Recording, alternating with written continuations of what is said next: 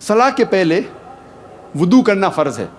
اللہ تعالیٰ فرماتے سورہ مائدہ میں سورہ نمبر 5 آیت نمبر 6 میں، یا ایھا الذین آمنو، اے ایمان والو، صلاح کے پہلے آپ اپنا چہرہ دھو، اپنے ہاتھ دو کونی تک، سر کا مسح کرو اور پیر ڈھکنے تک دھو۔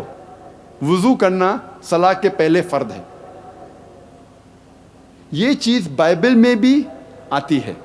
بائبل میں لکھا ہے بک آف ایکسڈس میں چیپٹر نمبر 40 ورس نمبر 31 اور 32 میں، موسیٰ علیہ السلام اور ہارون علیہ السلام ان کے بیٹوں کے ساتھ اپنے ہاتھ اور اپنے پیر دھوتے ہیں اور پھر اللہ کی عبادت کرتے ہیں۔